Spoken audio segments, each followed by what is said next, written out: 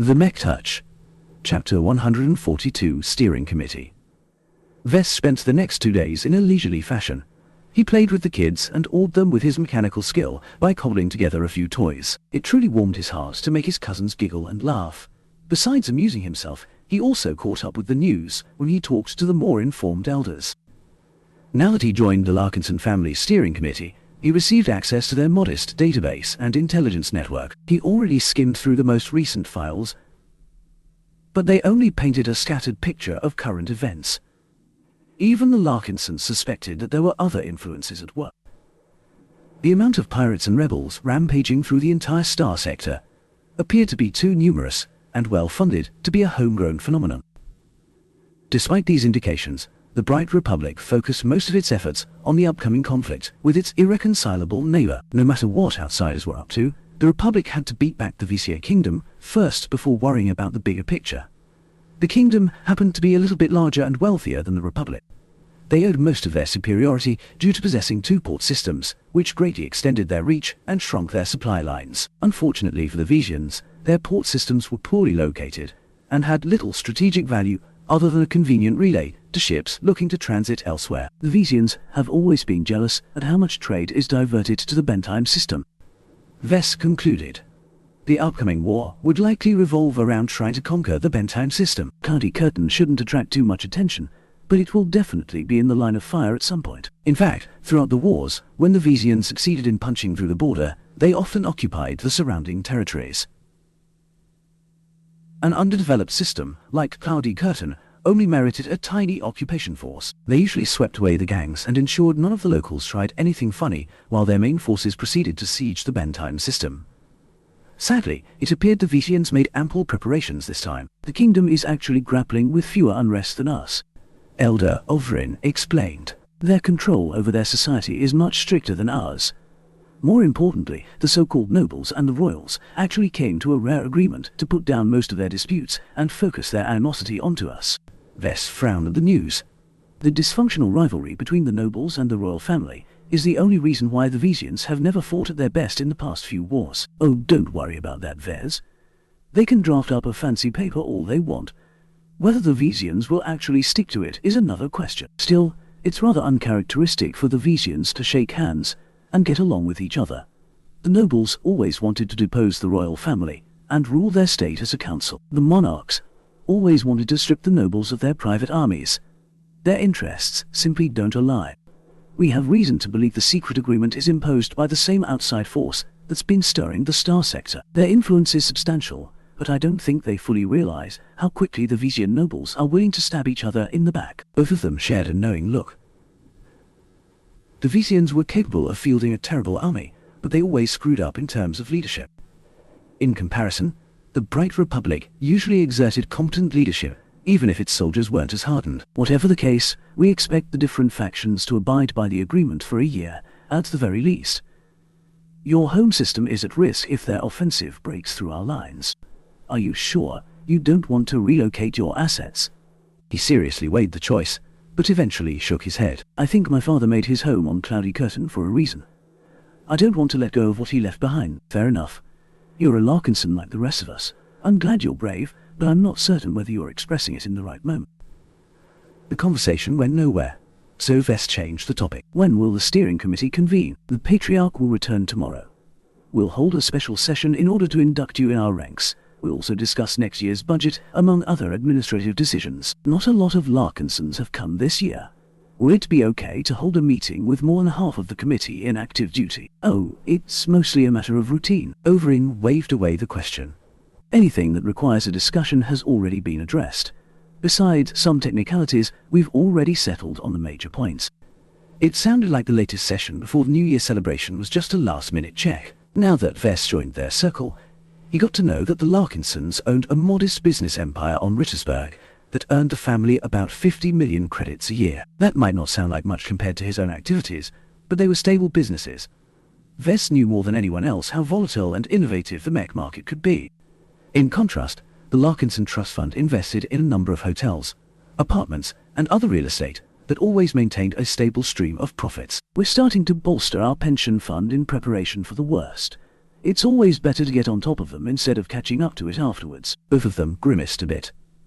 The pension fund kept the widows and orphans clothed and fed. If the steering committee proactively put more money in its pot, then that meant they expected that not every Larkinson might survive the war. Vess spent a moment to worry about the lives of those he cared about. Most of the Larkinsons were acquaintances to him, but certain relatives such as Uncle Ark or his cousin Melinda earned a special place in his heart. After another day of fun and relaxation, the entire planet took on a festive cheer. A large amount of construction bots transformed the city of Varlaton into a festive paradise full of blinking blue lights and streamers in order to complement the Republic's national colour. The smarter Larkinsons noted that the Republic spent a little more effort in this year's party. The government wanted to reassure its citizens by projecting strength and instilling pride. The Patriarch finally returned in the morning. His reinforced aircar actually arrived at the compound with a modest escort of mechs and infantry fighting vehicles.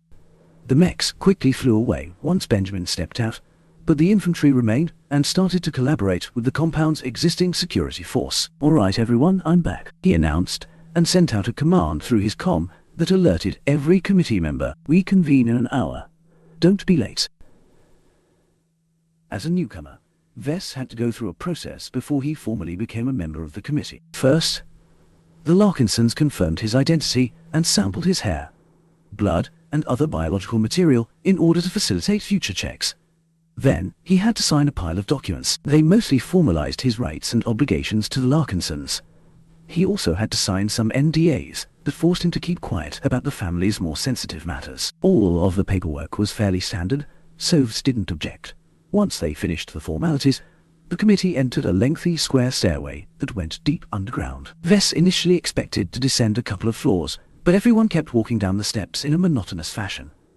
Only after an estimated 200 meters of walking did they reach an underground hall. The hall resembled a temple in its stateliness and atmosphere. Many banners hung from the arches that extended from the walls and ceilings. Most of them depicted the bright Republic's iconic torch and the Larkinsons' iceberg crest. When Vess walked past the golden double doors, he suddenly realized he entered an elevated section of the hall. Everyone adopted solemn faces as they started to take their seats on the cold stone benches. "These, grandfather?" He turned to Benjamin. "What's in the middle?" "Our history," the old man replied, and gently guided him forward. He recognized the Valiant. The first ancestor of the Larkinsons personally piloted the iconic Heavy Knight and earned the recognition of the young Republic. The Mech was a piece of living history.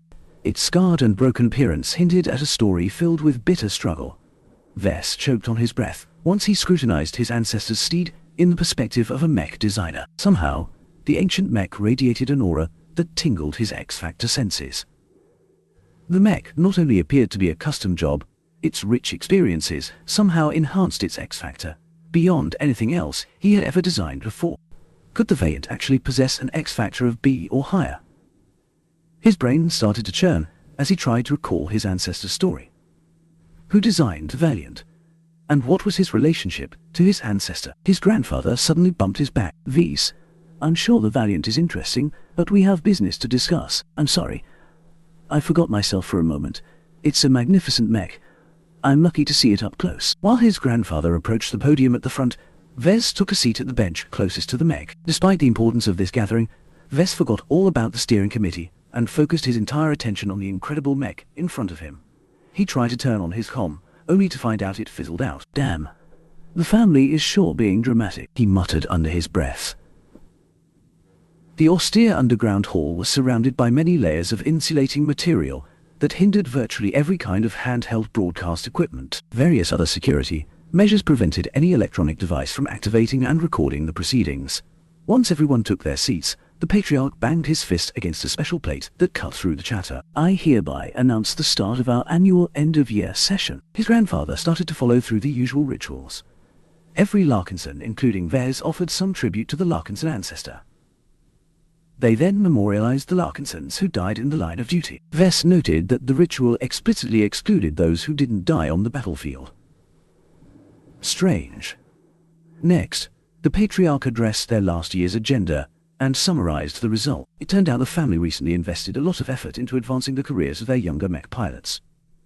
The committee wanted them to be in the best position to fight the Vesians and come back alive. As Vess listened to the various means in which they befriended and even bribed certain officers, he realized how much of an old boys' club the Mech Corps turned out to be. Every commanding officer in charge of a division, regiment or battalion wielded a wide range of autonomy.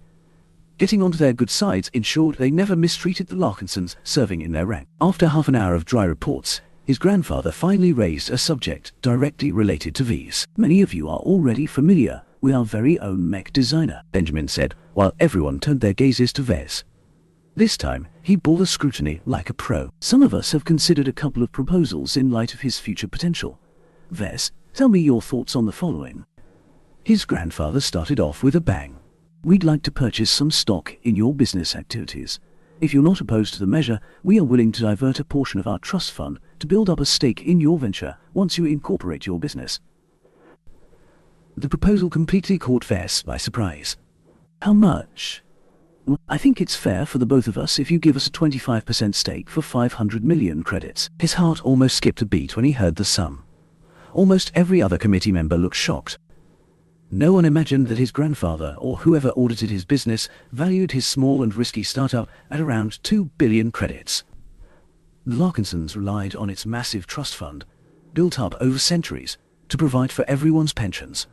500 million credits represented a substantial chunk of its liquid assets. While many of the Larkinsons thought the price was too high, Vez instead thought the opposite.